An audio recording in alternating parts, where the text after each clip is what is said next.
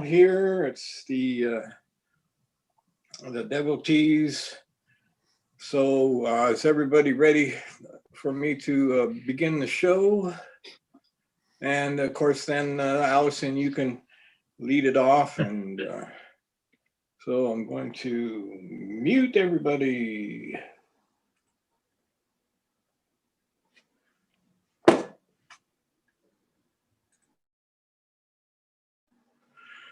All right, folks, we will now hear Dr. Heller on the Knights of the Four Suits.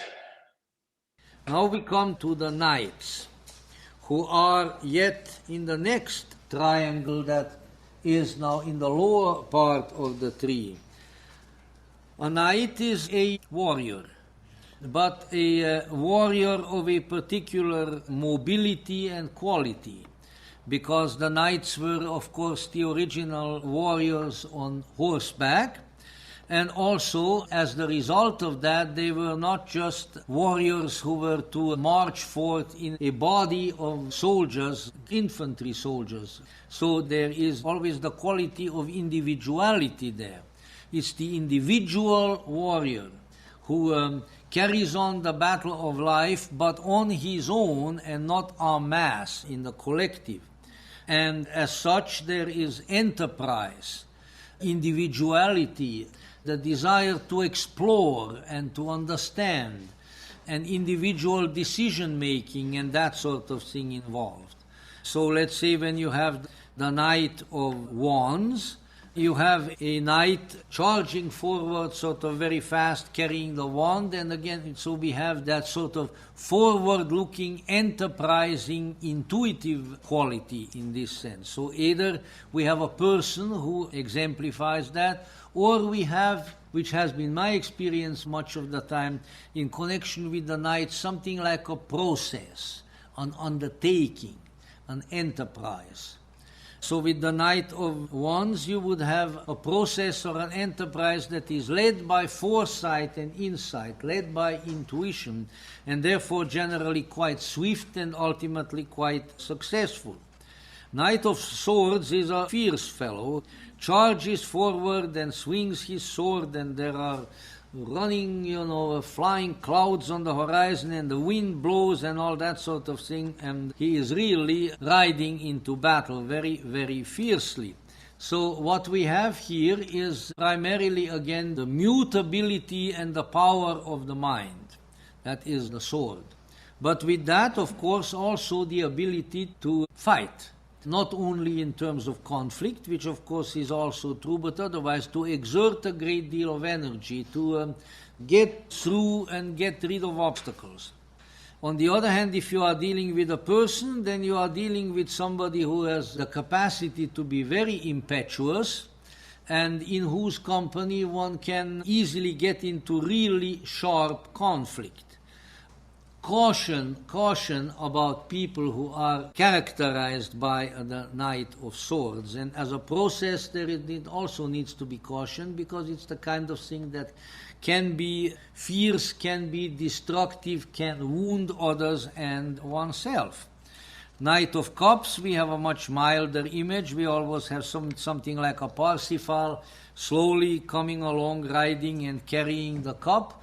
And it's generally the messenger of good feelings, the messenger of the heart, the force or the individual who brings an important emotional gift to one, and therefore generally benign.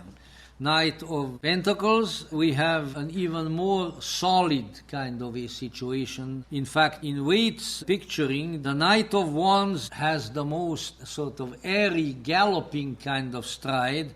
The Knight of Swords charges forward horizontally. The Knight of Cups is moving slowly. The Knight of Pentacles is standing still.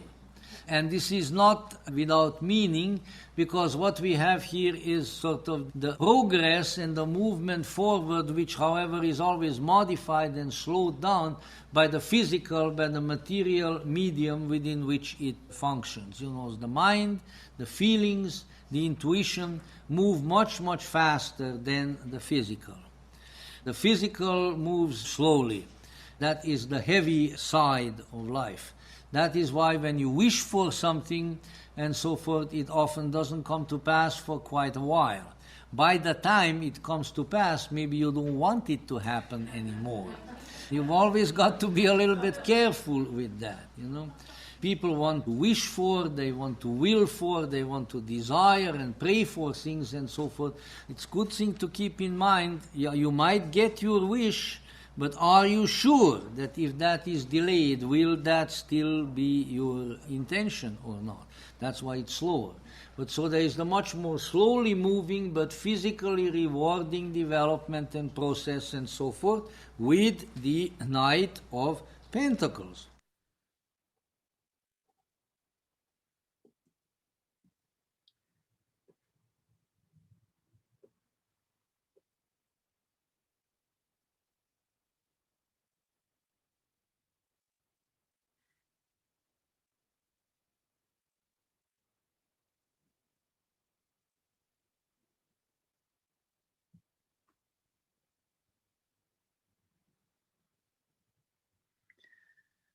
Okay, so as we look at the Knight of Wands, there's kind of this air of expectation.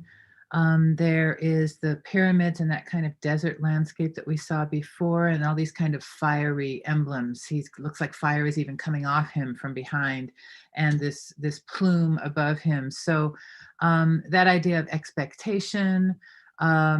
Sometimes this can, so if we talk about divination, if this were like the summary in the whole reading, then I might say that what you have here is an idea that's getting underway. You have the passion, you've got the drive, but you may not have the follow through quite yet. This is just seems to be the beginning of what's going on. And you're going to need to follow it through with actions. Otherwise, it's just a lot of ideas in the air. And I certainly, this is something that I do a lot, is I'll start things, but I don't necessarily finish them. I have ideas, but then I don't follow through. So this action doesn't necessarily have staying power unless you're backing it up to me. If this were the advice against, then I would say hold off on taking action. Don't be hasty. This idea might seem good, but you might have some other considerations that you need to take into account.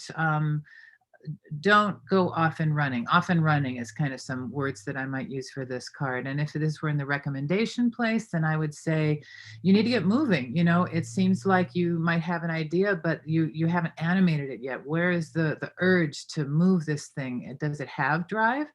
Where are you going to get that? So those are some things that come to mind.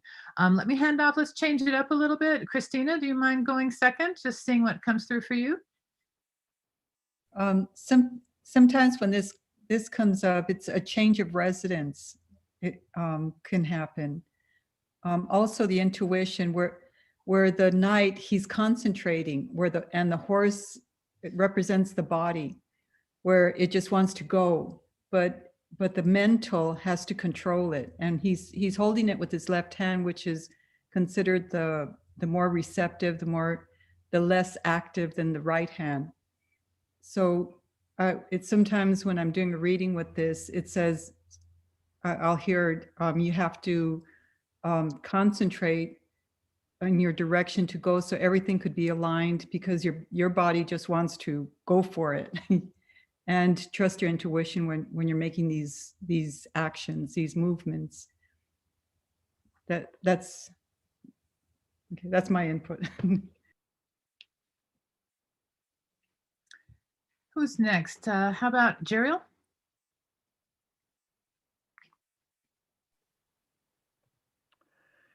Yeah, I think that between Dr. Heller and Allison, we've heard most of the salient points about these cards. They are having to do with action and movements.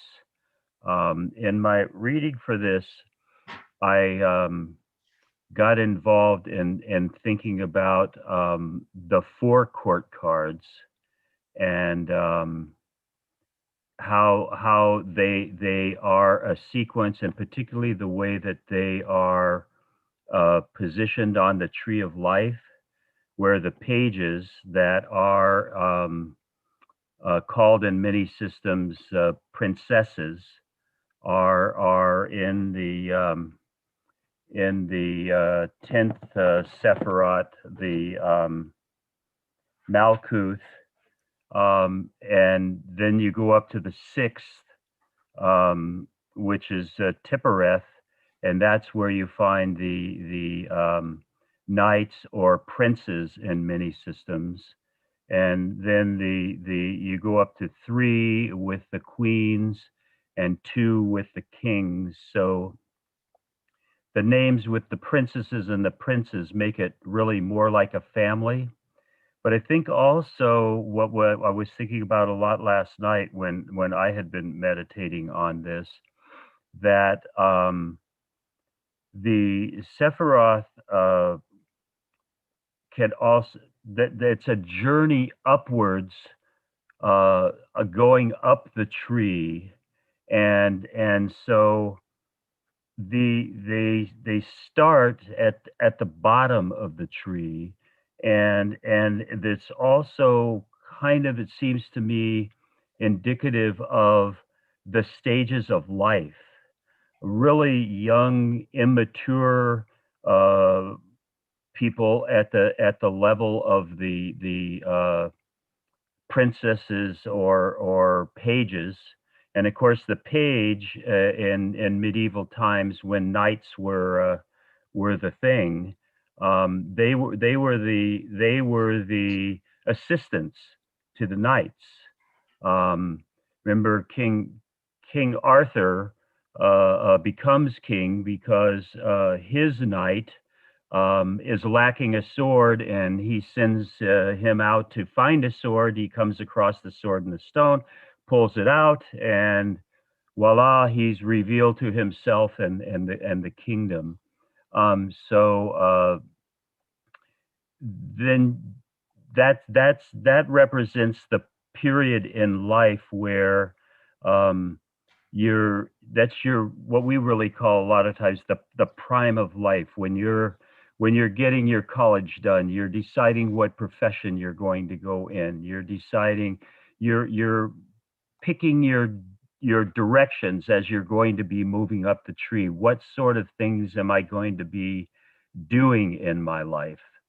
So that's how I'm seeing the knights right now. And let me remind everybody, I'm a student, not a teacher in this subject. And I really love the subject, and it keeps coming back to me in my life, and it's in my retirement. It's now a lot of this is looking back on life. So I see that in the as we've talked about before, the spiritual, the mental, the emotional, and the physical, all of those processes in our lives are going on all the time. So this is what's going on with the Knight of Wands in our spiritual development in that phase of life.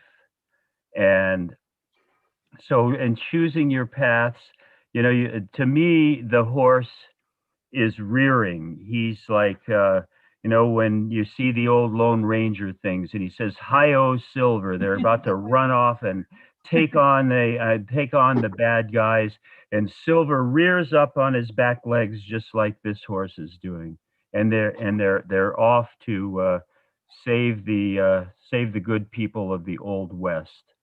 So I think that there's a lot of idealism in this card, and it might be that somebody's actually higher, more exalted impulses are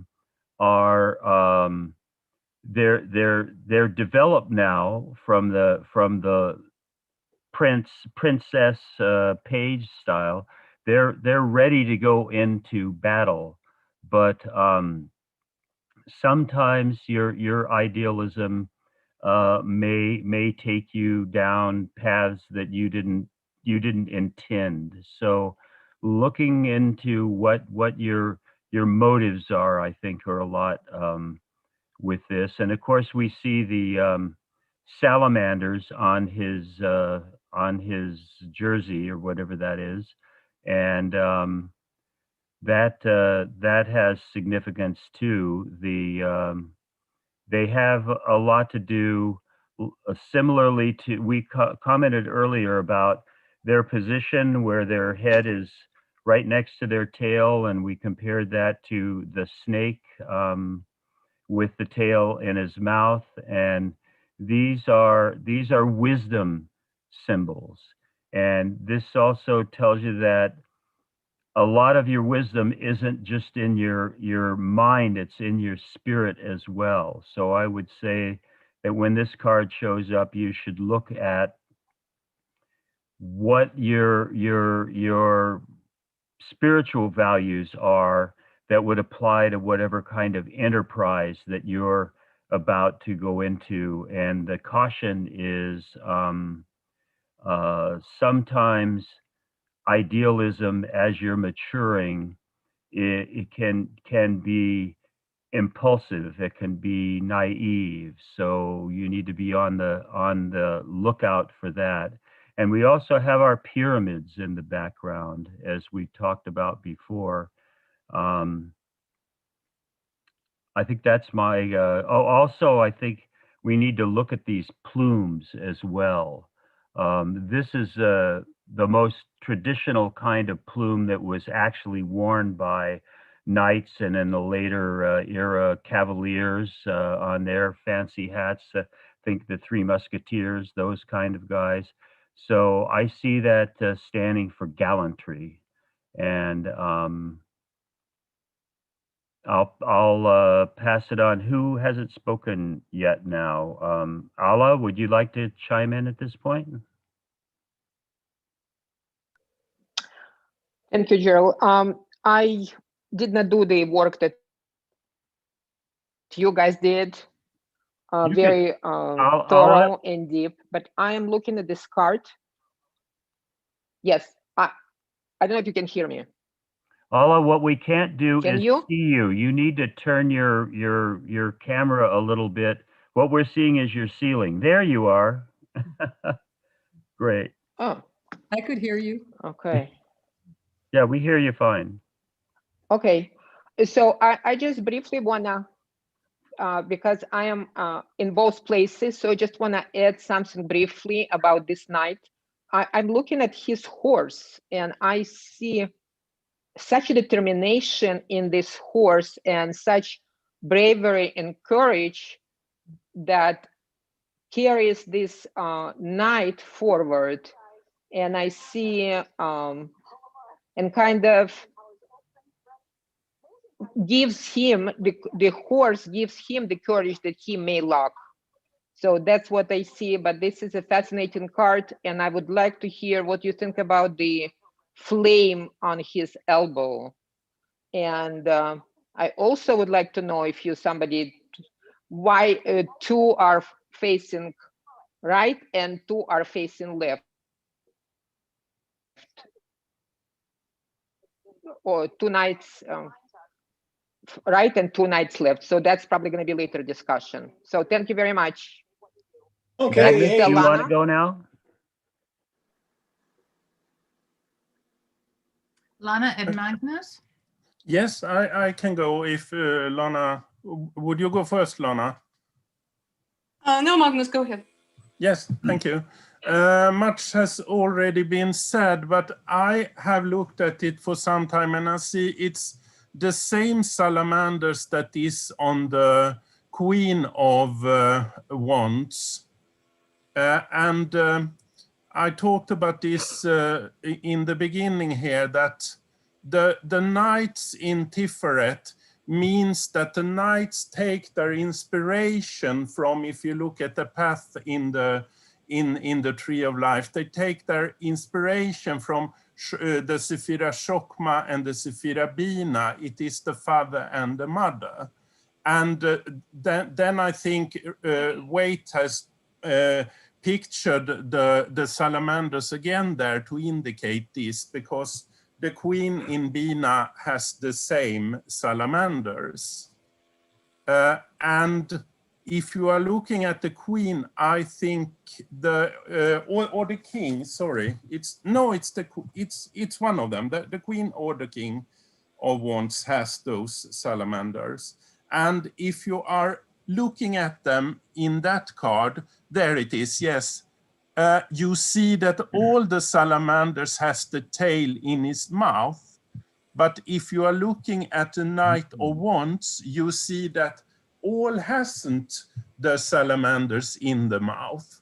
And I read this like, you have an idea here, there is fire in this, but you need to look at others, what they have done and their inspirations. It is in this symbology, your mother and father, because you can't go just alone with your inspiration here, because there could be a foundation that you need to build on, or that you should not build on it at all, but you should look at that foundation, I think. That is why all the salamanders doesn't have the tail, I think, in the mouth. The circle is not completed. And also the red is the Sephira Gebura, the Mars energy there. It's almost like he's burning, he's like a car that is going to start or is driving forward. And I also is thinking that it is showing that you should also have some moderation in your ideas, because just going off of doing it, perhaps it's not the right thing. You should look at that foundation, what has been a success before and what has not been a success before. I think that is depicted here. And also, I think it's interesting to look at both the Crowley card in the Thoth deck and the Golden Dawn card, because as we said at the beginning, it is depicted that the knight or the prince in that card is behind a wagon. He is drawn in a wagon.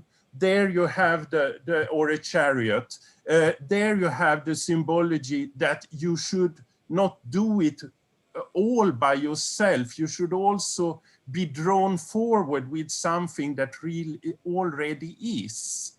And if you are looking also at the tree with the path and looking at the Tiferet there and the Chokmah and the Bina, you have the wagon going, the chariot going up there with those two paths, the diagonal path between Tiferet and Chokmah and the Bina.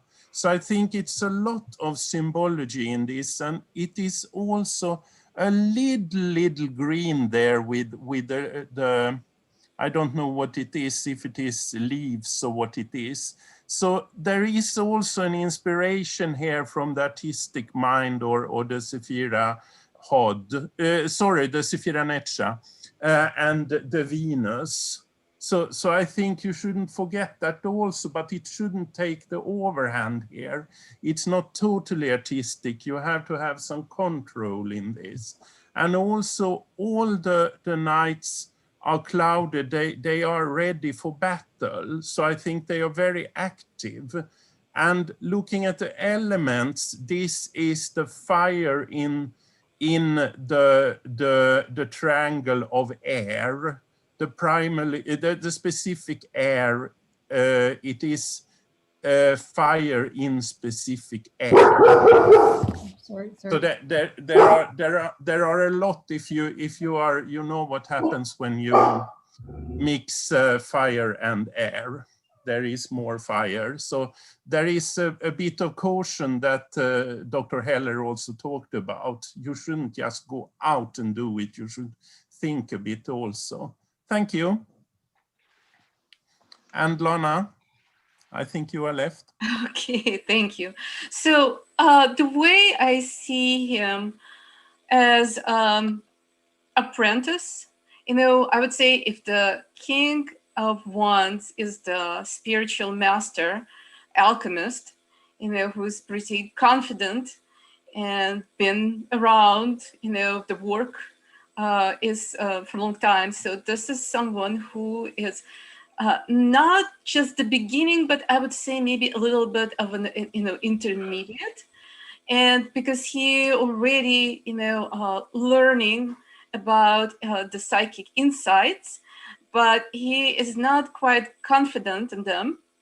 So there is a little bit of a caution before of action. But I definitely think that the fire here is the psychic insight.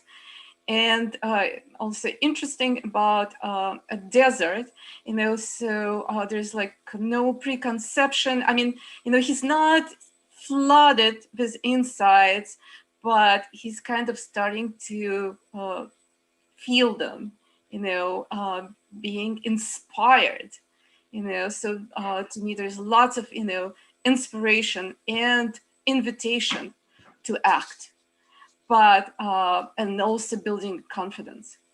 I think that's all I have. Thank you. All right then. Yeah, of course, the knights, that is the primary active principle amongst the court cards, the proactive.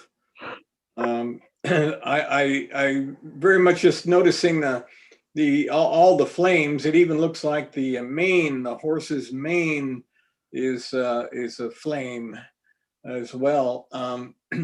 But of course, intuition is associated with fire for most of us in our symbolic attributions. But this horse almost looks like it's leaping into the air, like wouldn't have minded a pair of wings, perhaps, for the horse. But a very much of a proactive amongst all of them. But this is second only to the Fury of the Knight of Swords, but we'll have fun with him when we get there. But very much of a taking action in the direction of insight and wisdom and ideas, clear consciousness, as opposed to the kind of thinking that the swords represent and that the swords get into so much trouble with. But very much of an action card. And what's so interesting, as Allison was speaking, I was remembering the fact that we don't use card reversals, most of us anyway, and you hardly need to, especially with that last two cards that adjunct to the traditional 11 card spread with the Celtic cross. You will see if it's on the left, it would be essentially similar to a reversed meaning. So and it's true throughout the spread. I think that cards will show different sides of themselves without having to be turned upside down. But now I'll just open up to some general banter. Everybody can unmute. I'm amused by that dog that barked. Kind of almost wish that she had been like there had been a corral right next door, and what we would have heard would be a horse. Sorry about that. I wanted to echo what Jeriel had talked about in terms of the idealism and the potential naivete. So there's another resource that I use, and it talks about how the shiny armor hasn't yet been dented. It's like the first foray, and you have all your ideals, and you haven't yet encountered real battle where your real ideas get confronted with reality and have to make adjustments and all those kinds of things that Jeriel explained very well. So this. Again, and to your point, Brian, about the reversals, I find myself in my own readings building in a few extra cards where I ask myself, what am I not seeing? What am I blind to? What is the thing that is being ignored? So you kind of build a reversal sense into the reading so that you can take advantage of those subtleties. I'm still a novice at reading reversals, and that's how I kind of get that balance into my own readings, at least as perhaps that's a transitional strategy. There is a book all about reversals that is talking about how you should work with them, but I don't work with them anymore after this, because I think it's better to look at the card this way, because I think it's difficult when you do a reading and they are reversed, and you should you should read them, and you need to use your thinking that now you should turn everything around. So the intuition is disturbed there in the reading, I think, if you do it. I used to tell myself that it's because, I mean, there's already enough fear and superstition within the process that can hook people, and that can be a bad psychic trap. Yeah. And so in that way, I hesitate against them. And yet there are so many really credible sources who do use them. And I just got a book on reversals. Is that the Rachel Pollack books? Is that the one that you were talking about? I think it's the one. It's the Tarot Reversals, it's called. I just got it. Let me see if this is the one. Yes, so, it's a full series of books about tarot written by different authors. Oh yeah, this one is Mary Greer. Yeah, it's that one. That one. So she's a credible source, and I'm looking forward to reading the book. You know, I just didn't. I don't feel secure in it, and yet I feel secure as a reader, and so that's kind of a weird dichotomy there. So that's just to Brian's point, and but, you know, it might be interesting to study some of those meanings, because they might just simply reflect on the cards as they show up upright. You know, the position in a reading might well remind one of a reversed meaning, but the card doesn't have to be upside down. Yes, exactly. And we all go through an evolution in our understanding. I mean, we're all building our understanding of the cards and hanging all those meanings off of these schema in our head. And so more information is always good, whether or not you hang on to it as your way of approaching it as well. That's all for me. Thank you. I think that the discussion just now is the perfect prompt for me to read something that I wanted to read. It's very brief, by Isabel Kliegman in her book Tarot and the Tree of Life. And she says this on page 181. A teacher or a book can suggest a direction for the student of tarot, but finally each reader, man or woman, is the high priestess of this study. Your own intuition is your highest authority and can never be overridden. And that's one of the things I really appreciate about our discussions here.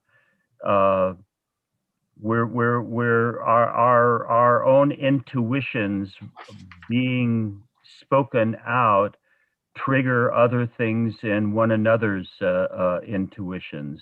And so we could find any number of reference books that'll give you all these different things, all these different meanings for the cards. Once you start getting the kind of confidence that Allison is describing, and I get that off of you very strongly, Allison, right from the beginning, of what a confident reader you are. But my personal experience when I used to do readings, I haven't done readings for people in many years, but I was doing it quite a bit with my friends when I discovered the deck in law school.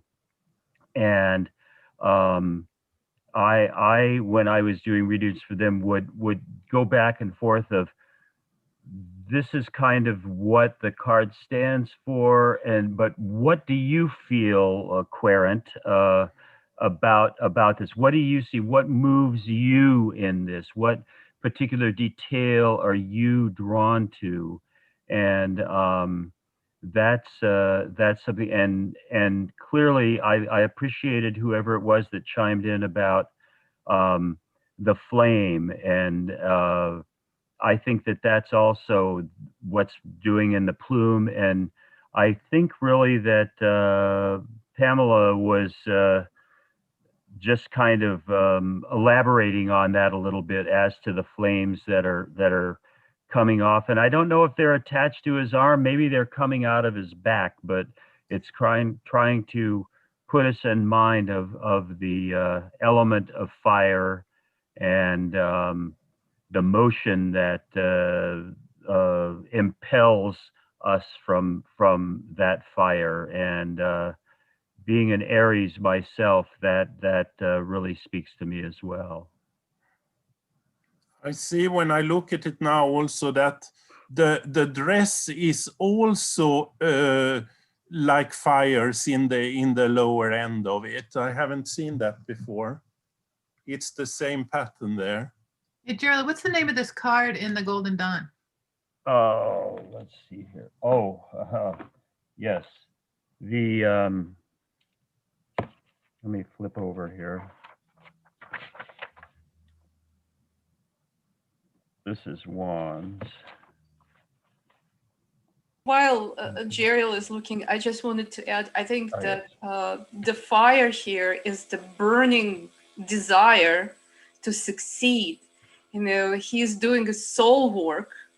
And so I would just say it's a fire in the soul. And the name of the card, the Prince of the Chariot of Fire, and that makes a reference clearly to the cards that Magnus was talking about a while ago, that show these cards with a chariot rather than a horse. And the other name of it is the Prince or Emperor of the Salamanders. And also, Lana, as an astrologer, has you thought about, they are connected with deacons, this card also? Mm-hmm. They Go ahead. Yes, this card is the last deacon of Cancer and the first two deacons of Leo. Okay. Well, actually, you know, as an astrologer, I was thinking of something else. You know, in Horary astrology, when we look at the chart, it's usually, you know, the question is asked, and with the chart for the moment of the question is asked. And there are certain symbols in the chart that will tell you that if you want to pass on reading the chart, you know, for example, void, of course, moon would be one of them, or there's some indication that, you know, you may not be objective, or it's too early to say, or it's too late. And I was wondering if any of you ever experienced that in doing a tarot reading, you know, looking at the spread and just not wanting to read. Or I will say something that, like that. I don't remember an occasion like that myself, but just now reading that Marcus Katz book on the secrets of the Waite Smith Tarot, it was that one or another one called Tarosophy, one of his books. And he was talking about how he was doing a reading at a fair, at some, like a, you know, thing. And his wife came up behind him while he had the cards laid out and just kind of went, wow. Because it was like the worst possible reading that you could possibly even pull. And he didn't really know what to say to this person because it was just so dire and so horrible. And so he said he was just going to read the cards and not read his own desire to like make it better. And he basically said, well, these cards are reflecting that this is a terrible time in your life, but you know, and anyway, long story short, he read the cards as they were, and the person said to him, you know, I was going to kill myself tonight, but at least something is reflecting how I'm feeling, and I'm part of something larger, so I'm just not going to do it tonight. And that was enough for that person to have seen themselves and not to feel so completely isolated that they would end it, that they were part of something larger. And so the advice that he gives is just read the cards that are in front of you. Don't try and insert yourself, even though, to Jeriel's point and Isabel Kliegman's, that's what his high priestess, I suppose, was saying to him at that time, was just tell the person what's in front of us and let them deal with it. And so for better, for worse, that's what he did. And that was just something to, as a reminder. So I don't know, Lana, if that addresses the question, but that anecdote came to mind.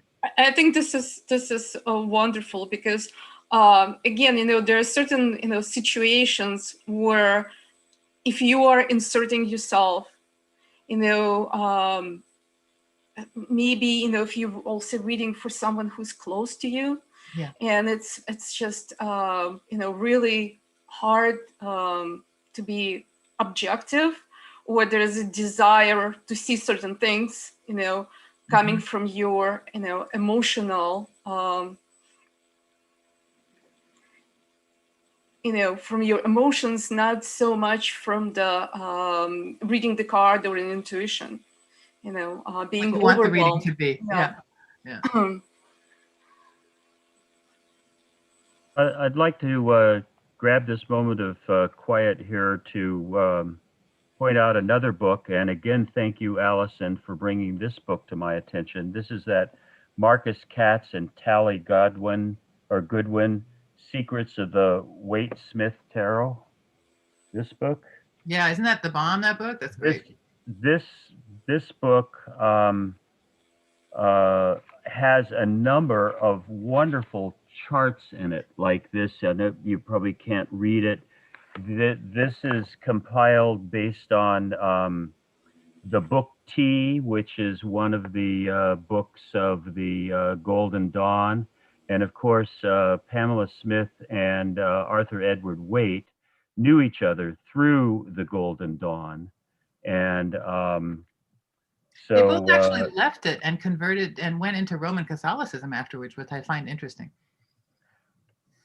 Yeah, well, and Waite went into everything, but in this chart that I just showed you, it also gives this name for the Knight of Wands, and they call it the Lord of the Flame and Lightning, and the King of the Spirits of Fire.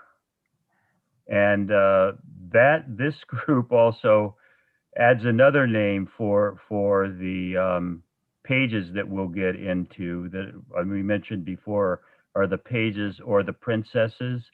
They're also sometimes referred to as knaves, which has a lot of other stuff, implications that we don't need to go into now. But I'd really recommend this book. It has a number of these various kind of charts. It has some wonderful charts in it where it places each of the suit cards on the Tree of Life Sephiroths, and those are real neat too. Just to have that information there. I'm thinking of making myself a little notebook where I take these kind of charts out and copy them and have them for reference.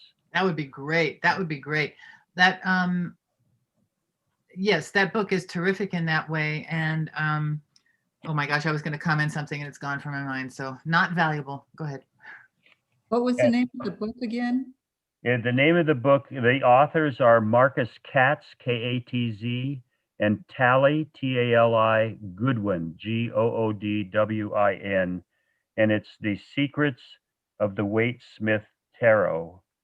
And another comment about the other book that I've talked about and that Allison pointed out to me is this Tarot and the Tree of Life, Isabel Kliegman. It has two interesting things. One is the foreword is written by Dr. Heller, and another is that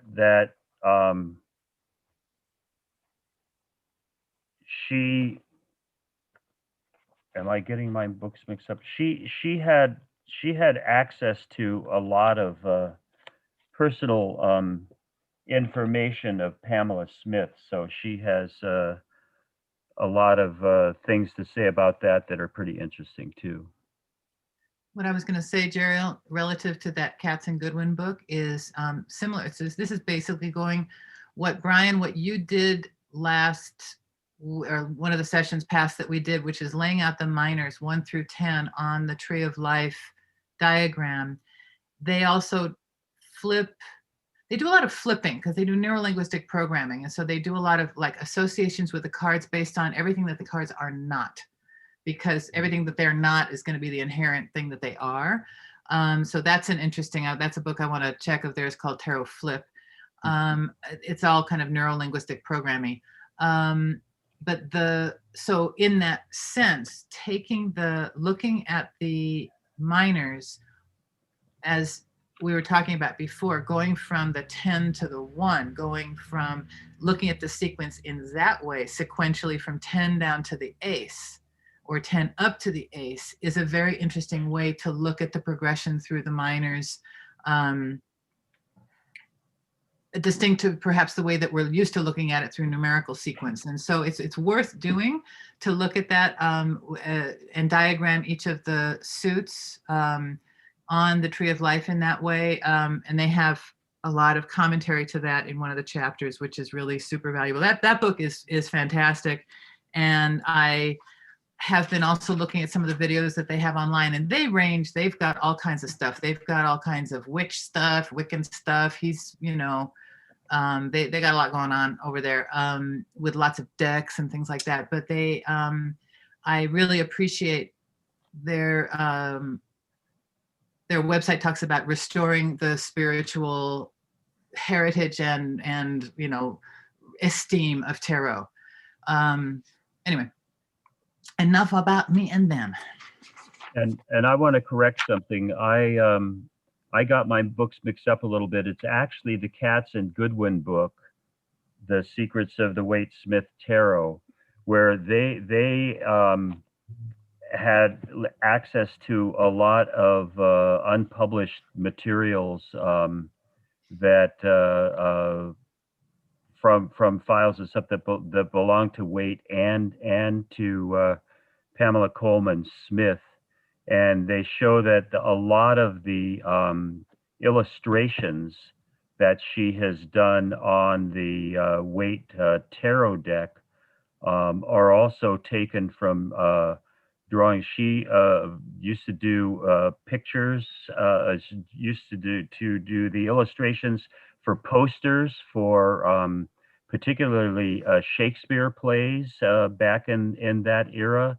And she has the photos of, the book has the photos of her drawings for one of those kind of events, and how that drawing then influences the images that she's put onto the cards for the Waite deck.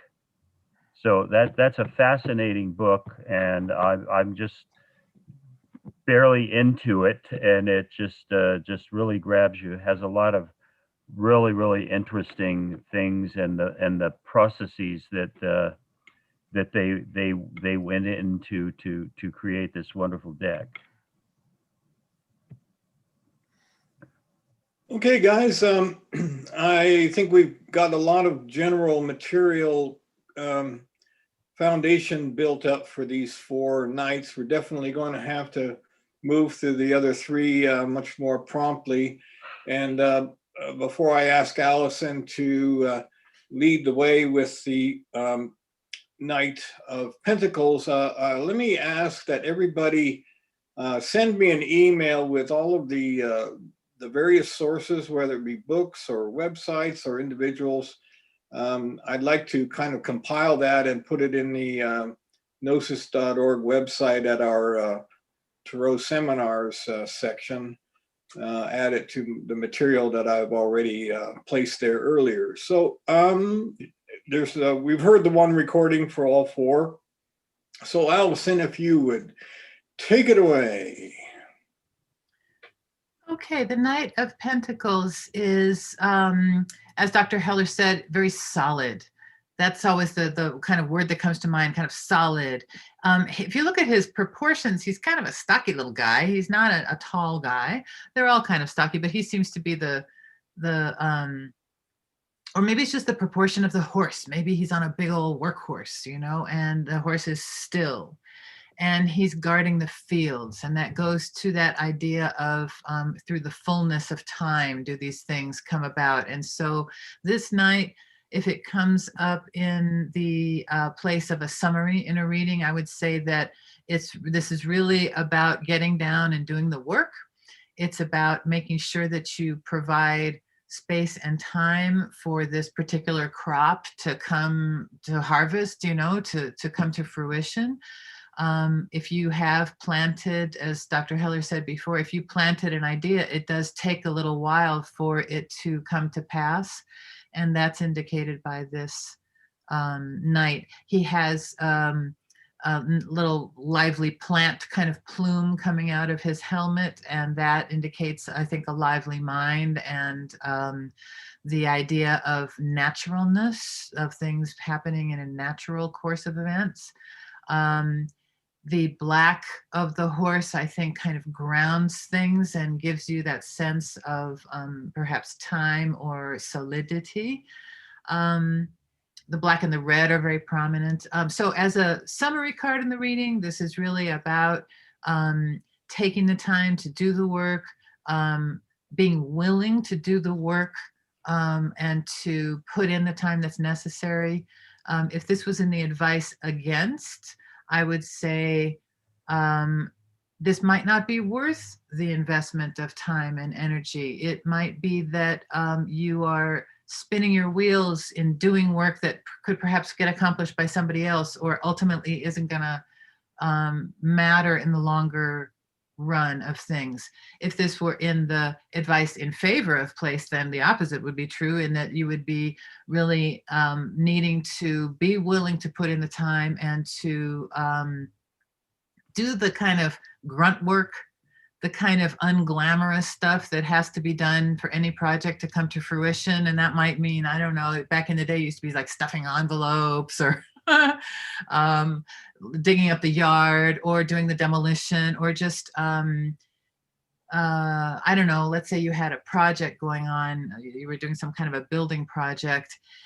You have to be willing to acknowledge that these things take time and not be impatient. So those are some of the divinatory meanings that come to mind for the Knight of Pentacles. I'm going to change it up. Magnus, do you mind commenting? Yes, thank you, Alison. I look at it the same way as I did before. I look if it is similarities to the other court cards than the King of Pentacles and the Queen of Pentacles. And again, it's similarity with the Queen of Pentacles I see, because in the Queen of Pentacles, it's very much red on the dress, and this card is also very much red. So it's like you should take that foundation, the power that you have gotten there, and work with that. And also, I think as it has already been said, then the horses are directed in different directions, some of them, and this going forward. So I think this is going forward with the ID and use the resources you have. And there is also a lot of yellow in the card. So there is also a lot of spiritual influences here that you should not forget, I think.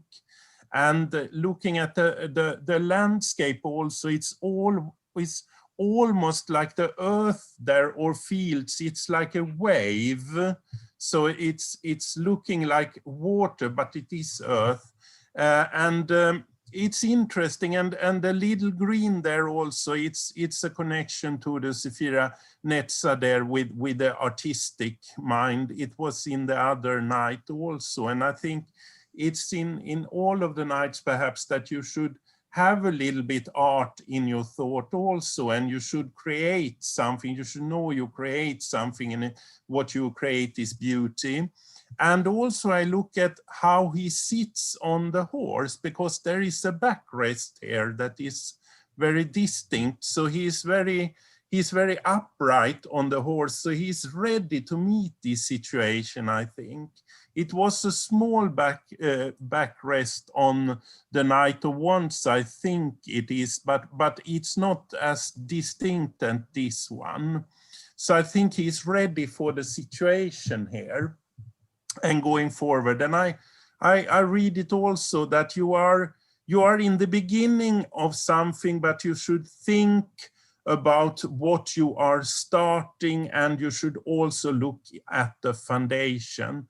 And there is a lot of black that Alison already said, or Yariel said. It's a lot of black in this horse, and it's a lot of Saturn here also. You should look at both the mistake and the success in the foundation before you start out in this field that you are going into, I think.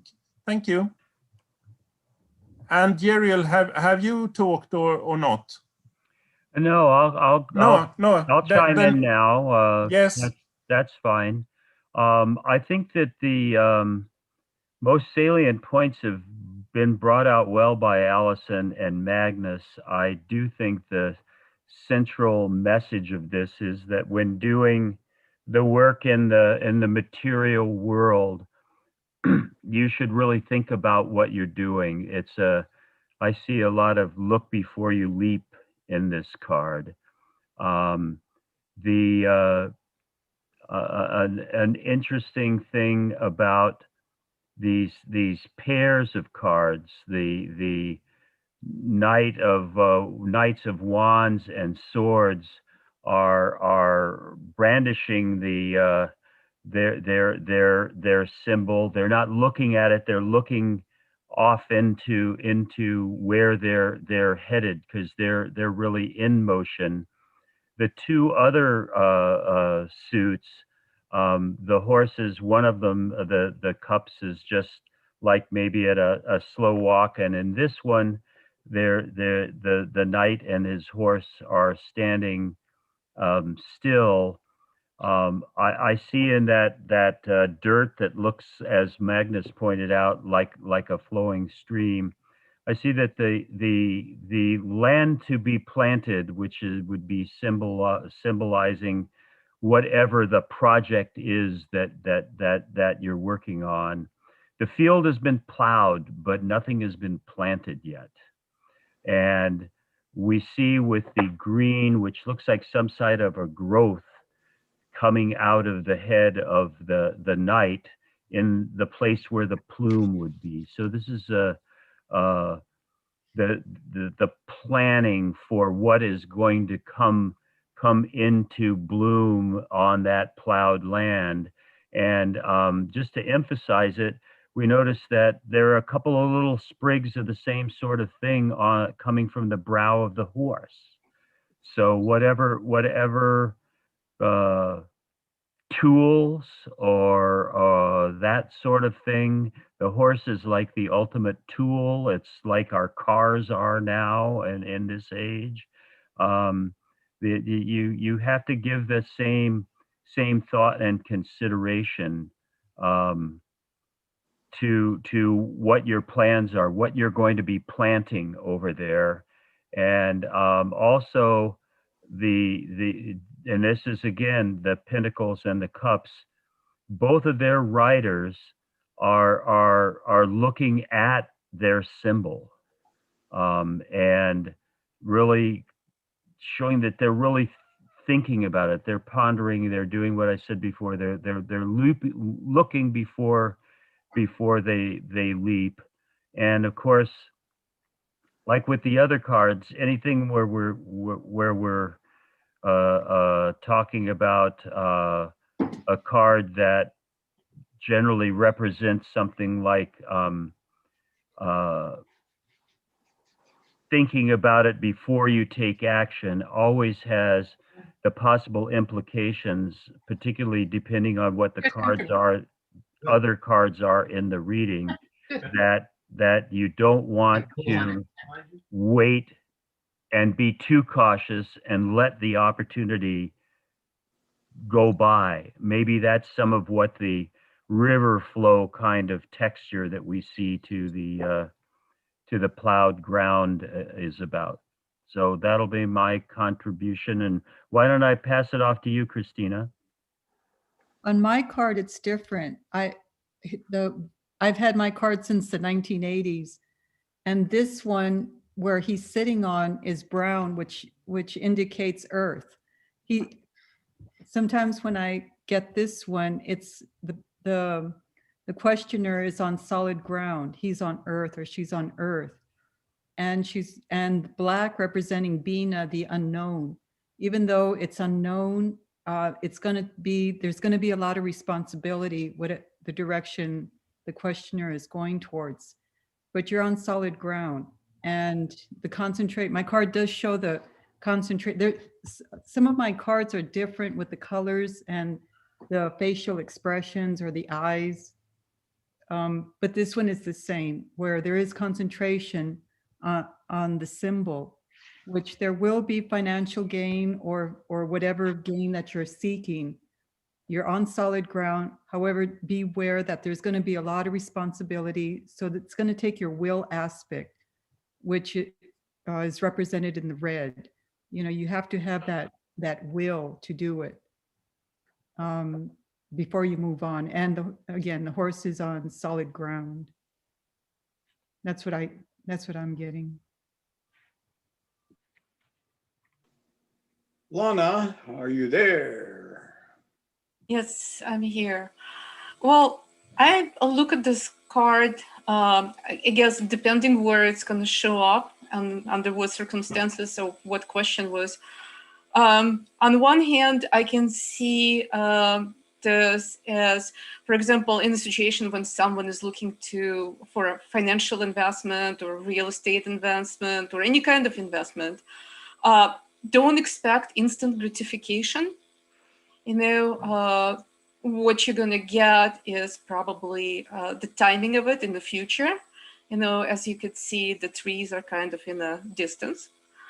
But on the other hand, it could be in a situation when someone is feel kind of stuck in traffic, not being able to move forward, being too cautious. The planning takes too long. So again, depending on where it's coming in the reading, the way I would interpret this. Thank you.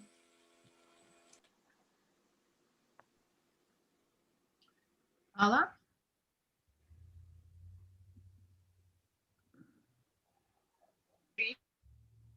So I see this card as a positive card.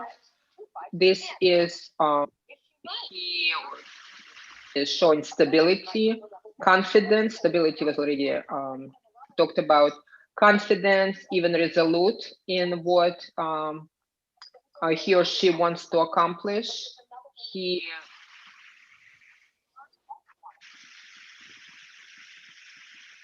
He's doing, and he is anticipating some positive results from what he already put into motion. So now it's for him or her a time for rest and maybe gaining for the next journey.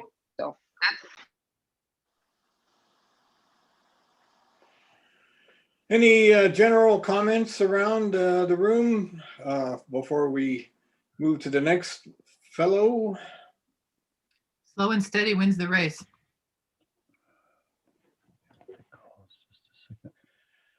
Yeah, I have nothing to add to some of the great insights that I've enjoyed hearing. And the look before you leap might have been one of my favorite notions, but also the solidness and secure and focused, and the life in the outer world, the earthly experience that we have. And so, pardon me. So let's have a look at one of everybody's favorite, the man with the rage on. Okay, so the Knight of Swords, you definitely can see the air in this card. It's and the angle, everything is very precipitous, you know, he's on the move and there's really no stopping him. So this one, you really, you get a sense of the urgency, and even the expression on the face of the horse is kind of like, you know, everything is very strained.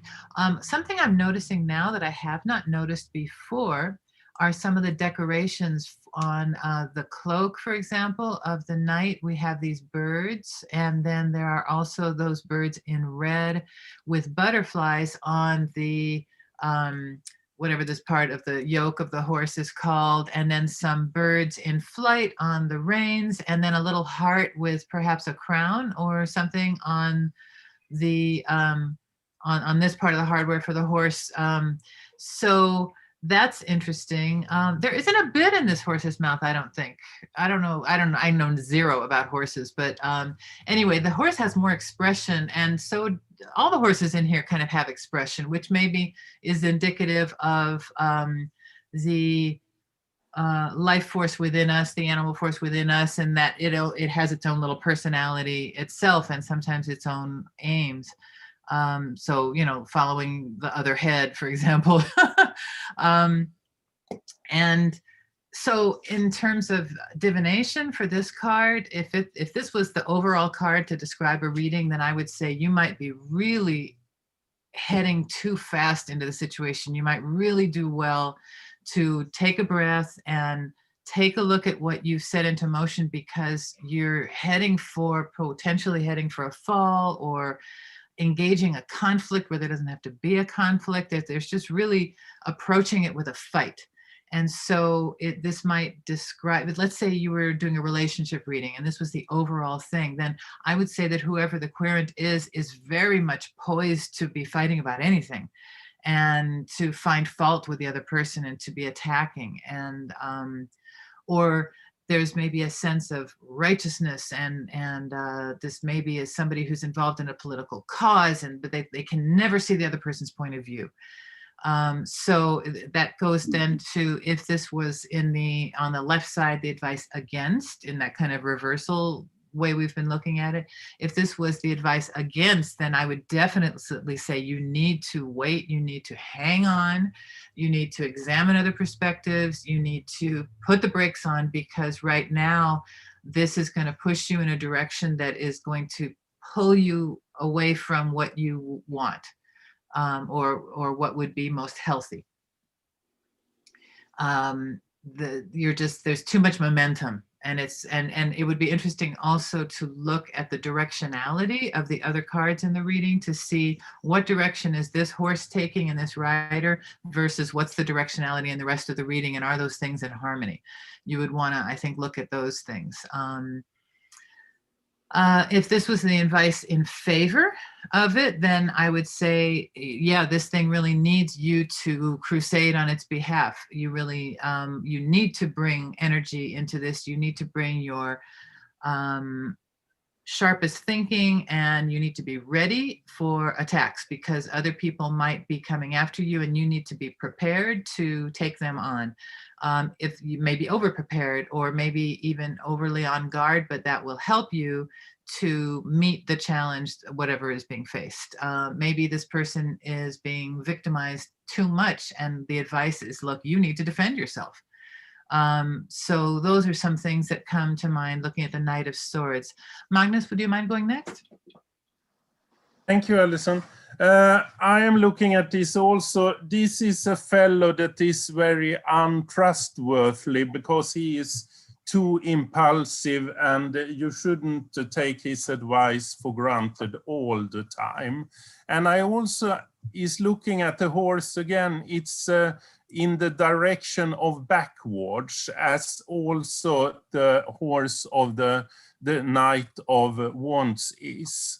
And also I have started to spot the spurs on the knights here, and some of the spurs are positioned like the Knight of Pentacles. It's positioned that he could use the spurs to get the horse to move forward. But this one and some of the others won't do that because the leg is too much down from the horse's body.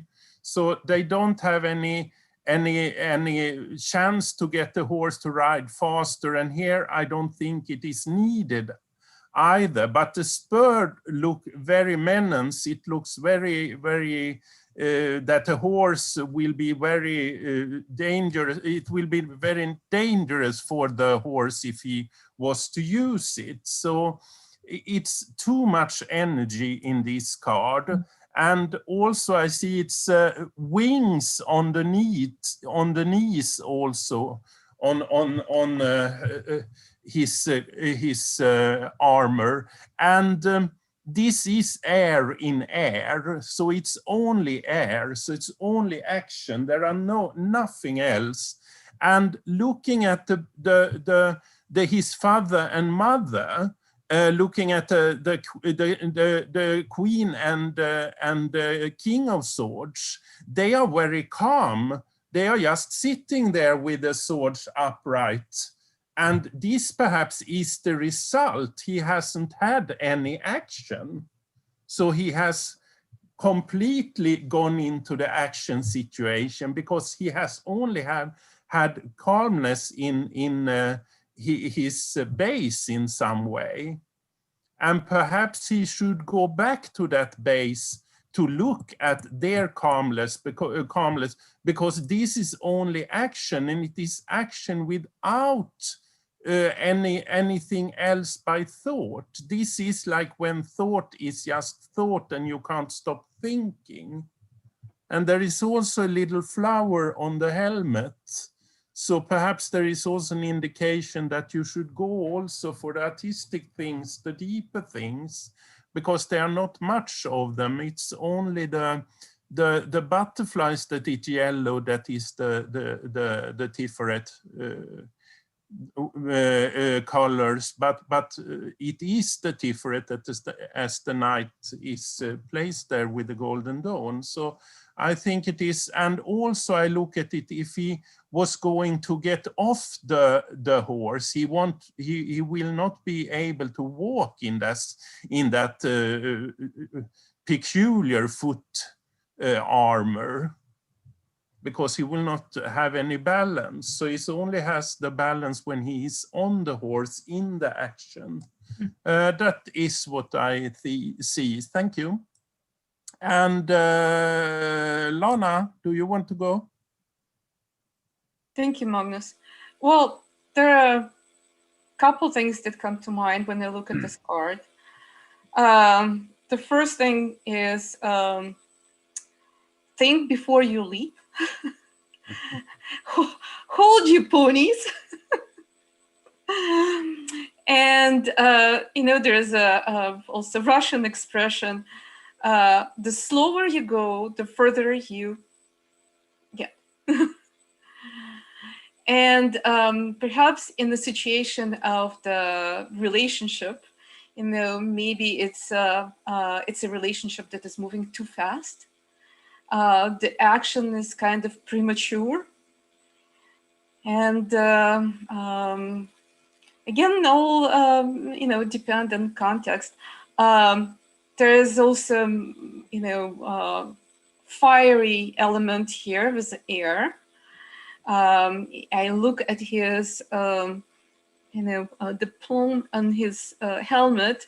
It kind of reminds me a little bit of wings, that are also on the Knight of Cups.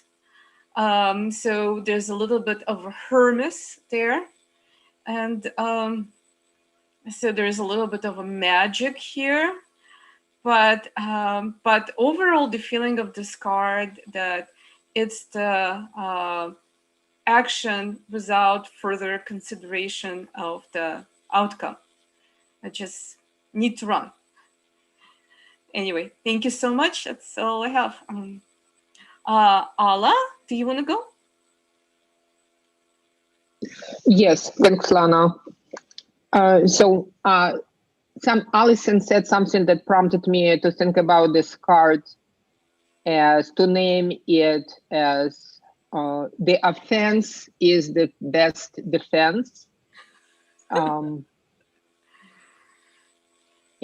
this character, this knight, is definitely, well, can't say definitely, but to me it seems like enraged. And also I'm looking at the clouds, and I see that the clouds, there is some openings in the clouds, which tells me that there is some improvement in this character's situation or circumstances are coming, but at this moment, or at moment of reading, apparently he does not know. He is so determined to win or to defend himself that that's what on his mind and nothing else. And I'm looking at the horses again. Horse is, I think it's more fear in a horse than anything else, because the horse does not know where they're going. It's just in the motion. And the hair or the top of the head of the horse, I don't know what its name, it resembles the clouds as well. So if you can see, it's very interesting. So that's my input, and thank you, Christina. You can go next. Depending on who I'm reading this for, it's either might for right, help is on its way, or it could be an enemy going after you. Also, I saw that he's running against the wind. So he's making changes as he's going into battle. The horse in my card, he's looking back at the rider. And I never noticed that until Allison pointed that out. There is no harness in the horse's, mouth. In other words, the horse is completely controlled by the questioner. So wherever the questioner, decides to go, everything goes with the questioner. So again, depending on who's the questioner and what's going on, it's either help is on its way. Okay, that's it.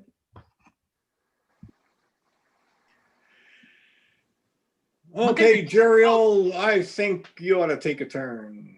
All right. Well, you guys have noticed just about everything that I have noticed. You've done a really great job. I'll just add a little bit to some of those things.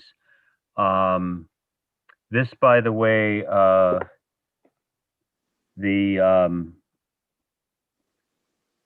Knight of Swords is the Lord of the Wind and the Breezes, and the King of the Spirits of the Air. This, one of the things I've noticed that I don't think has been mentioned yet is this card is unique among these knight cards, that the horse is not even touching the ground. He's like leaping forward. And so I think that has something to do about how our thoughts can run away with us. The horse also, as has been hinted at by other comments, looks almost frightened. And given how sharp those spurs are, maybe he's been painfully spurred before this. I think that the way everything is blown by the winds, even the trees are leaning, says that if you do charge in, you're going to face headwinds. So you should be giving some thought to what your response is to what pushes back on you. As an attorney, this is one of the most essential things that you do, particularly in my field, which was litigation.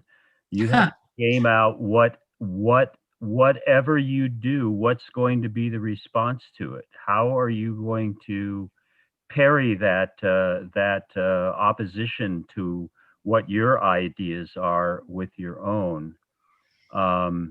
There are a couple of things that the clouds look almost like they've been shredded by this sword. So thought can have a lot of destruction. Another thing that the only thing I can find anymore that nobody has commented on is the difference between the birds up there in the air and the other birds we've been used to seeing. These birds are at all different angles. And so it could be confusion. The other thing that I associate with birds and those kind of patterns is when you see scavenger birds like vultures circling around on something. I'm not quite sure what to make of that. But I definitely think too that the plume in this case is wings. It reminds me of the kind of wings that you see on the helmets of soldiers in Wagner operas,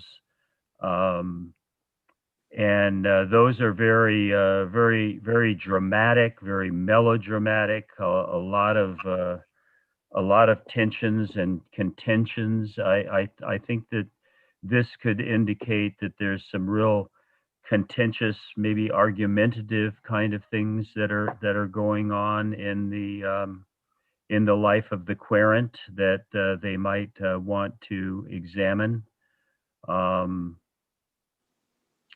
otherwise, I'm right there with the rest of the observations. I think that our little group has done a pretty thorough job of going through all of the elements in this card.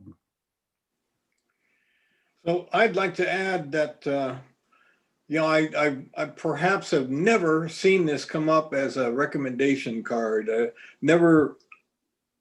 Don't recall. It would be pretty amazing to have it come up in a suggestive and an advice kind of position. I think this pair, this team, the horse and the knight, are basically a hurricane that's out of control, being those swords with the thinking, and as we have reviewed, all of the swords have a lot of emotional content that this is really flying off in a rage. And I like to think of getting angry as more about anger gets you. I mean, the real universal power of anger gets hold of you. You don't get angry. Anger gets you. And this fellow is really off in a rage. And yeah, the horse doesn't look too happy about the prospects where this is going. The horse senses it's not maybe going to work out so great. This is the fellow who chops off heads and asks questions later. And so that's, I think, in all the appearances in readings, I think it's almost always been about alerting the querent, the readee, to be mindful about not letting anger take you over. Because it's just, there's, I did appreciate the idea there may be a time when an offense is the best defense, but I like that phrase, but I have not seen that in a divinatory setting. But you just look at those bent over trees and those stormy clouds. This is a one-man hurricane, and it's not. I do want to add, though, that though it may not come up frequently, Jeriel's point that this is the kind of preparation you do for litigation or something. And although, all due respect, Jeriel, litigation lawyers aren't necessarily our ideal of ideals, but everybody has a purpose. And I'm just a tease here. But the fact is, let's say, God forbid, let's say somebody's involved in a custody battle, or somebody's getting ready to be walked over in a divorce or something like that, where somebody's going to be like taking all of the house and everything like that. You have to be prepared. You have to be armed. You have to be ready. You have to have evidence. You have to have all your ducks in a row, and you have to be ready to be able to properly defend yourself against an attack, because or maybe you were facing some kind of whatever the thing is if the world is against you, or this thing is against you, you have to arm yourself, and you have to bring this energy to fore. And so, though we may not idealize this energy in our, spiritual notions of how people should act, it's definitely a necessary function to be able to stand your ground. And if that were the case, then maybe this doesn't represent standing your ground in the same way that the Knight of Pentacles might, but it does represent being ready to go on the offensive if necessary. Maybe it's too much on the offensive, but anyway, that's all I wanted to say, is that all of the cards have value, and all of the cards have problematic natures. Like the Devil card can just be about having a sense of humor about the whole situation, being willing to acknowledge that you are a little bit trapped, but it doesn't have to dominate your entire life. All of these things can have a side of them that is to our benefit. So I just wanted to throw that out there. Can I add to that?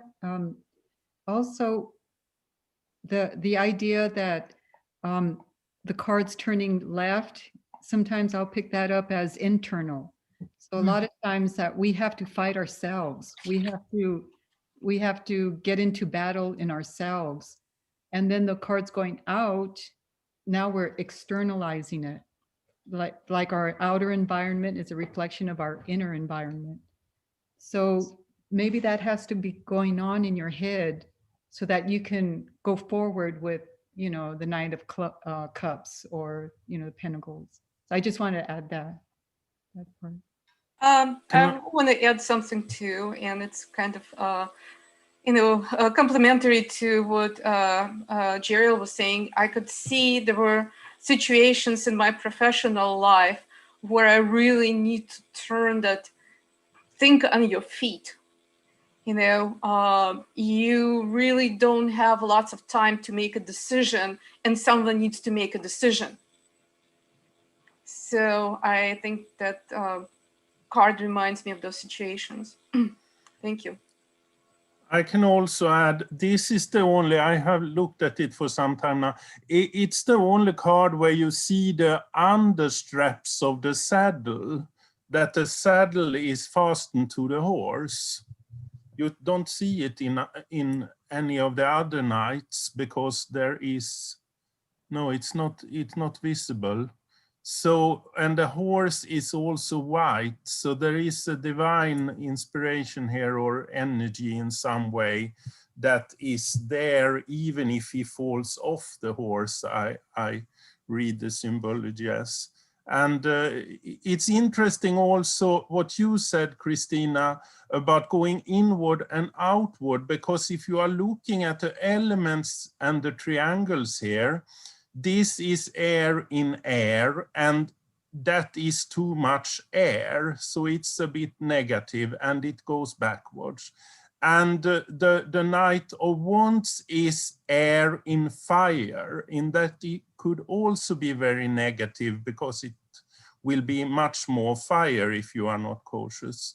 So that also goes backwards. So I think it's indicating something there with the elements that Waite was aware of when he pointed the horse in those directions. Thank you.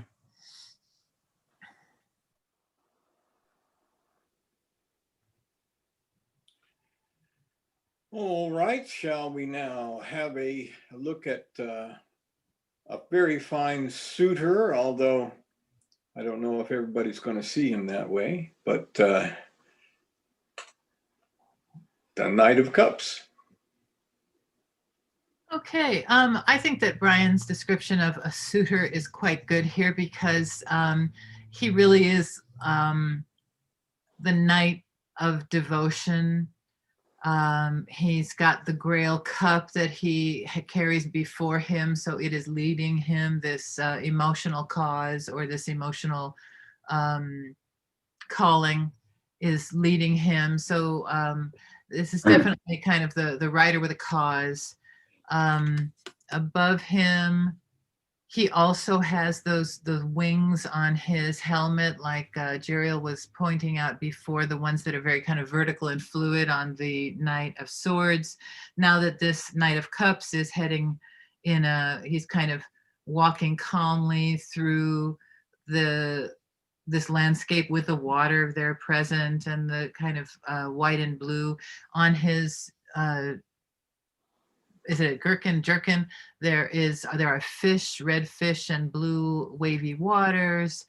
So in terms of divination, this knight to me represents the idea of really finding something which moves you and that moves you to action and that is your particular calling, in the way that the judgment card in the majors has, you're really waking up to the trumpet call.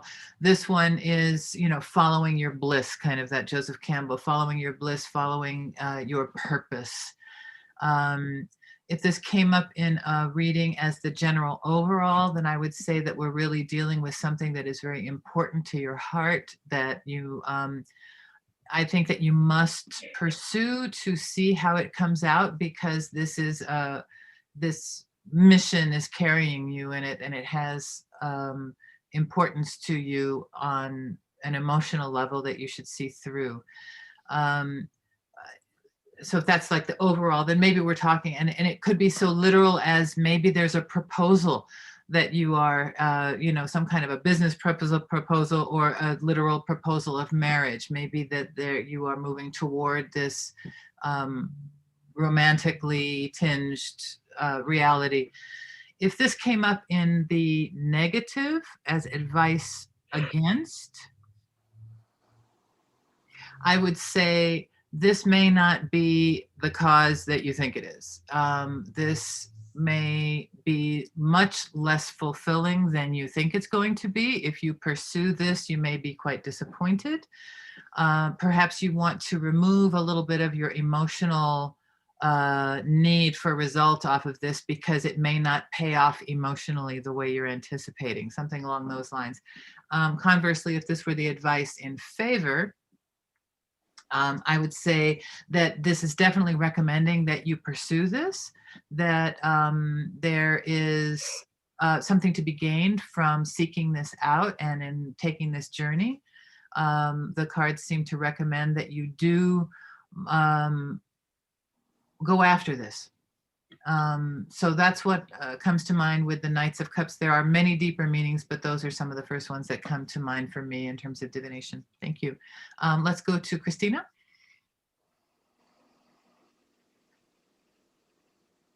Yeah, and I can't add too much to that. Just sometimes I'll pick up a good friend, someone you can depend on, receiving. Yeah, that just to add to that, but that's it. Jeriel? Yeah, this is, I think, a really romantic card, and given that it's in the emotional field of the cups, that I do think that it would that's very suggestive that it might have something to say about people that you are emotionally attached to or emotionally attracted to, like the knight in Pentacles.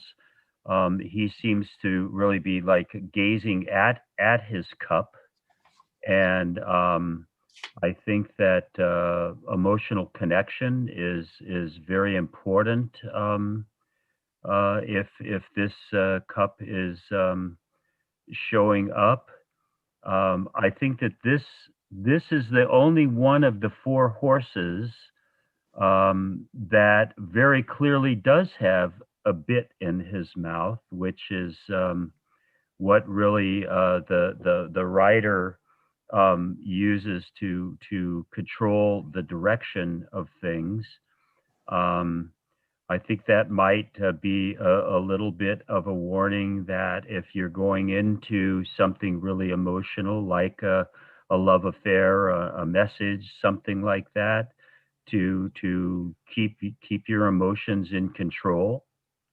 I think that the cup in this posture here very much is reminiscent of the Grail Knights.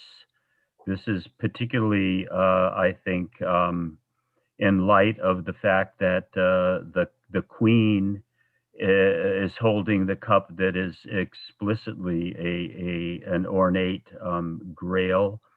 So that again, that represents to me idealism and a quest. And isn't that what dating and that kind of thing really is? It's a quest, it's a search to find emotional fulfillment and emotional companionship. You notice this is a nice slow moving, gentle stream that's going across the path that the knight and his horse are approaching. They're taking their time doing it. That's a good thing in those kind of relationships. And then what's on the other side of that peaceful stream but an ever climbing series of cliffs? And the deeper you go into an emotional situation or an emotional relationship, the higher you climb and the more risk there is. You know, like they say, the bigger they are, the harder they fall. The higher you go, the further that you can be. And that's often a theme in literature around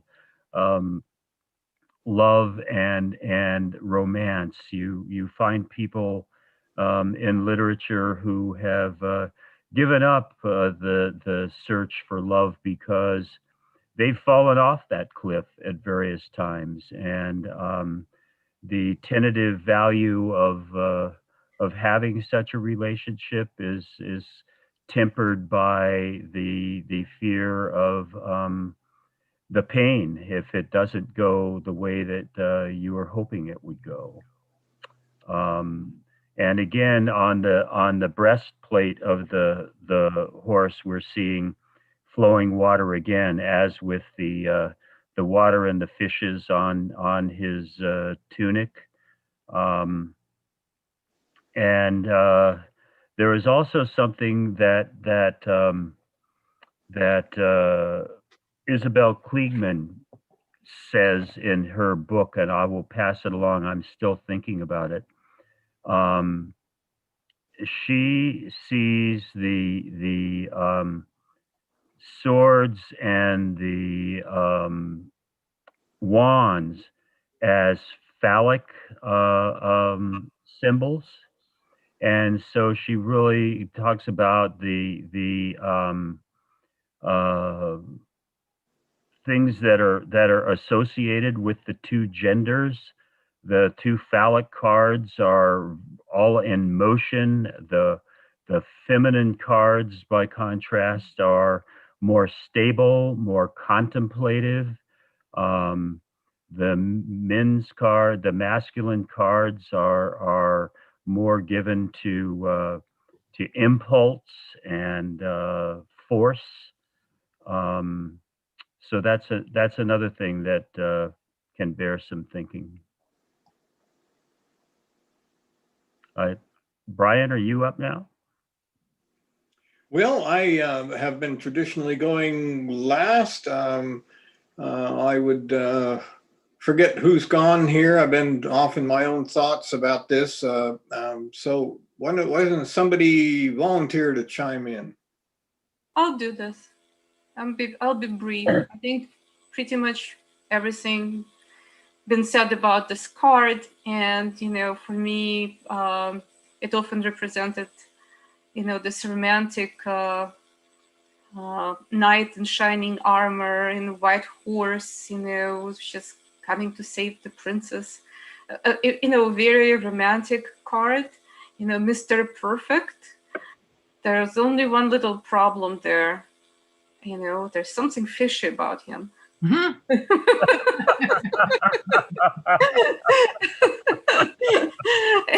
And in those wings, again, there's Mercurial, so things could change. He might just fly, when you don't expect him to fly off. And it reminded me of a romantic situation that happened to a friend of mine a long time ago. So I think that's all I have to say. Thank you. I can go. I think most of the things have been said, but I have looked at it for some time now, and I see the knee pads is like hearts. So it's referencing to what you was saying, Alison, about it's a lot of love in this and a lot of hearts in it. So if you're looking at the knee pads, you see it's almost shaped like a heart. And also I've seen something I haven't seen before, because this is the only horse where the full head is not seen. It's like the other ear, you see a bit of it, but it can also be the spear of a unicorn, because this horse can be a unicorn. I haven't seen that before. It's it's a lot of the think of the water and the emotional and so on. And this is, of course, the water in the triangle of fire. And the interesting thing is here, he is mirroring his mother, because she, the Queen of Cups, Imbina, she is in the triangle of water, and she is the water in that one. So they are mirroring each other, the water and the air.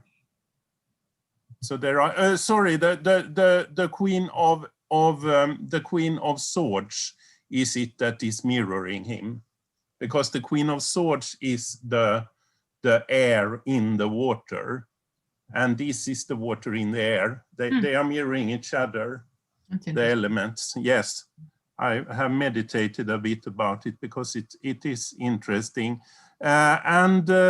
Also it's hermetic, it's Mercurian, that Lana has already said. And I think also it's going forward in a situation, but with some caution, I think, and perhaps not going too much on emotions, and looking at his mother, that should be the Queen of Cups. She is very calm, and the father is also very calm, the King of Cups. And it's like he is going forward in a good way, but the King of Swords did it in a bad way. Perhaps they could also be too much calm here. He should have some more actions. And also there is, he's not looking at his element, the cup, he's looking straight forward. So that's, and the horse is also interesting, because the horse is almost like the horse is smiling. He is thinking this is very fun. And he also, those piaffe steps he is taking, or what it is called, he wants to show off this horse. He's not afraid, he's in the situation. So that is what I see. Thank you.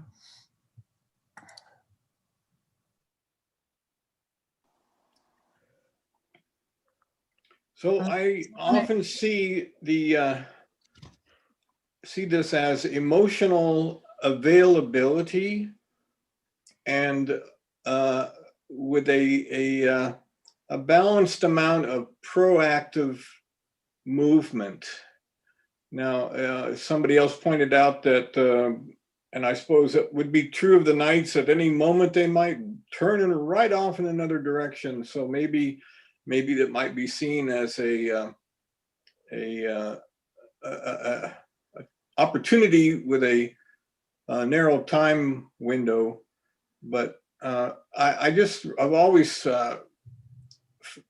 felt that it was about emotional availability, at least, divination wise. It seems like that has really been the kind of the point that the card has been making in a reading. And I noticed that he's not quite as geared up with armor. Notice that he's the one knight that doesn't have gloves on. The protection in battle. He's extending his emotions forward, offering the chalice with his hands and not with a gloved hand. And so, any other banter about this? Ala, did you have things you wanted to add? Yes, a couple of things that I noticed. First of all, he has a wing under his armor on his foot. So not only on the top of his, it also looks like it's a, can you see? And I also, well, this is the card for me. I named this as a card of promise. He's offering, but he is also the same promising something to whoever this cup is going to be offered to.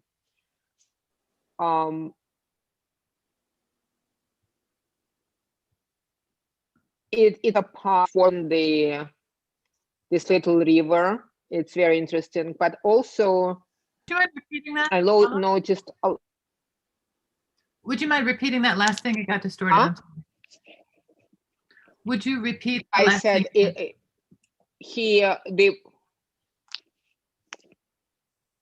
The horse is pausing right before making the next step.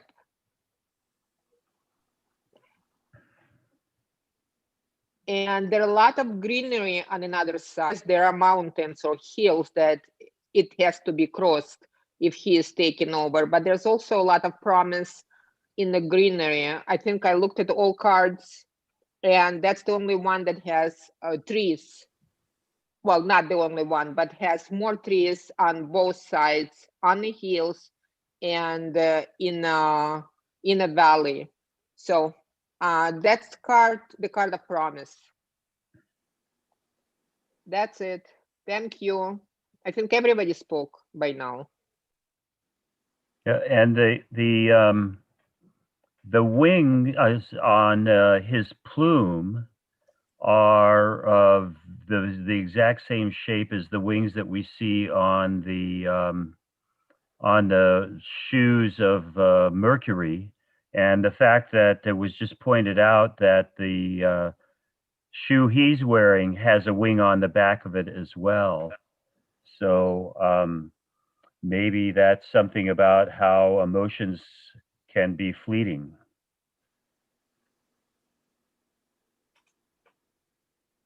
And also he cannot use his spur because the wing is in the way for it if he is trying. Well, and this is so much more gentle than Yes. say the swords. So this relationship doesn't look like it really needs spurs very much. I always appreciate how many little idioms and aphorisms and cliches and sayings that we have that match these illustrations so well. So that idea that emotions are fleeting, or look before you leap, or your emotions are running away with you, or in like the Ten of Swords, you're thinking you're killing yourself with your thoughts, all of these things are very these visual metaphors, and so I find that it tickles me when we have all these expressions that are so apt. Well, I think that speaks of the kind of the wisdom that hides in the vernacular. There's just Yes, so many indeed. so many phrases that that reach pretty deep. Jeriel?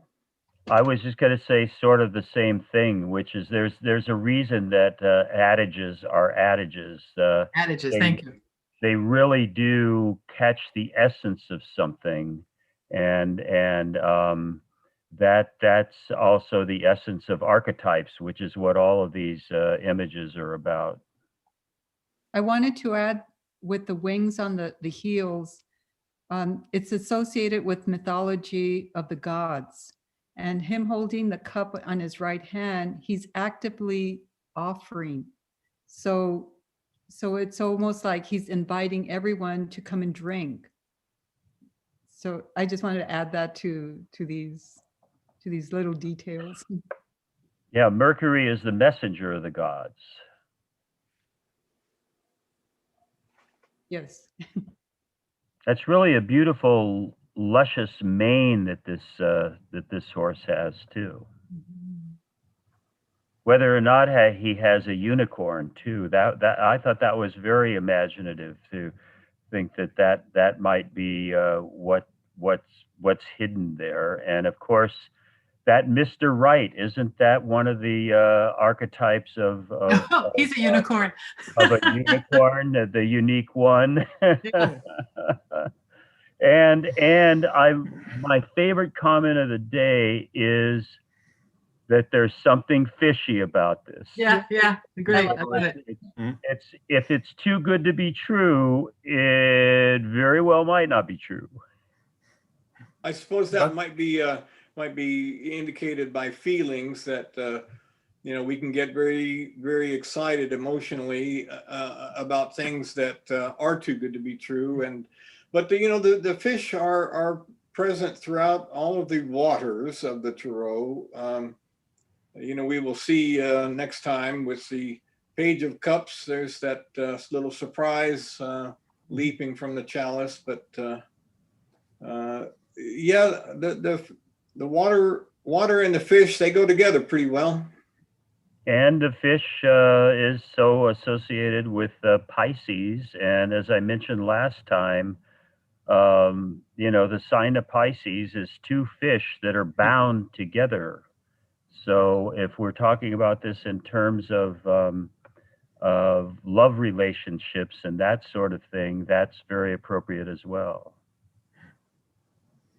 Hey, Brian, I had found was digging around with my stuff, some astrological paintings done by this Dutch artist Jofra, and they are very, very chock full of symbols. And a couple of people have mentioned their signs today, like Aries. It has a very evocative Aries, and then the Pisces is also very evocative.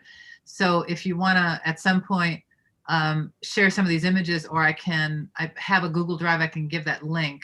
They're just bad photos at this point of a paper calendar that I have had. It's back from the 90s, but this artist Jofra, Dutch artist, has these amazing visuals for the astrological signs. And anyway, you might be able to find that somewhere online in the plethora of images on the internet. I've tried, and then I just ended up taking pictures. I was to share with Lana, her being an astrologer, and I wanted to show Jeriel just because that Aries card has that will to manifest unbelievably. It's that ram is crashing through everybody.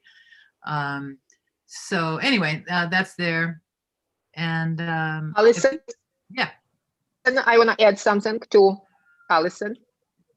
Oh, just want to add something to you taking notes that Lana noticed fishy. She said something fishy. I also can add that there's something flaky maybe about him, like flake of the fish, flakes. I love it.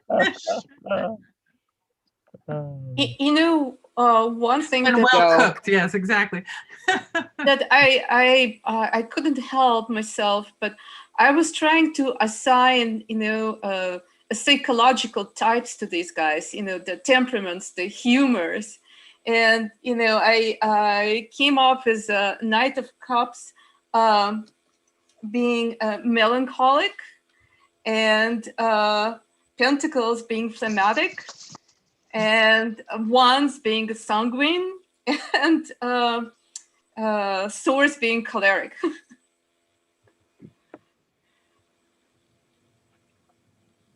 One for the sanguine. Yeah. And swords being choleric. It's interesting how much wisdom there are hidden in those court cards that people often miss in the tarot because it is so much other things there. And it's like the Golden Dawn has also hidden this knowledge because they don't talk so much about it in there if you read about the Golden Dawn and so on. That I think was the big challenge for Waite, was constructing these cards without giving up the secrets to which he was pledged, you Yes. know. And now I think that 100 years later, the secrets of the Waite-Smith Tarot, some of those secrets that had to be pledged to secrecy before are now able to be shared, or people are taking the liberty to share them. And those of us who aren't pledged to the society have access to the knowledge, which is a blessing.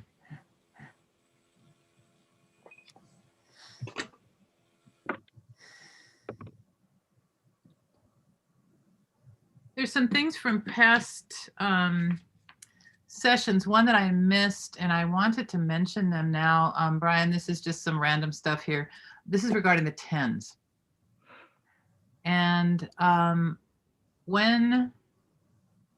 so you were sharing, Jeriel, you were sharing the images of the Tree of Life, and Magnus, you shared the image. I think, I don't know that if within the tens, we talked about the fact that on the 10 of Pentacles, the coins are arranged in the shape of the Tree of Life. Yes. That there's a little bit compressed this way, but they're all there in that shape. And then on the Tower card. Yeah, it was you that said that, Alice, on the Tower card. That it has that lightning bolt that is in shape. Yeah, and I saw that shape on the, Jeriel, when you held up that poster of the multiple images from the Kabbalah on the flip side, it had that particular lightning bolt shape that was reminiscent of that one on the Tower card. Yes. And then yes, sorry, Alison, go on.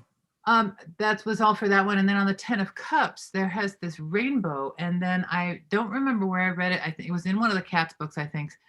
It was talking about how from Malkuth up to the first of the 3 Sephirot, that is considered a rainbow. Those pathways are considered a rainbow. And I wonder if that's what the rainbow in the 10 of Cups is also indicating.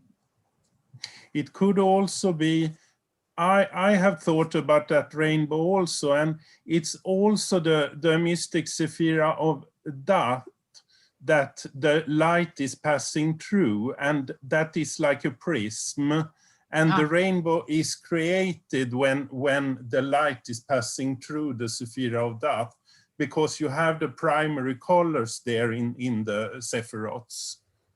Because the upper Sephirot are gray and white and black. So that's monochrome, the monochrome world. And then the light is coming down from Keter or Ein Sof Aur,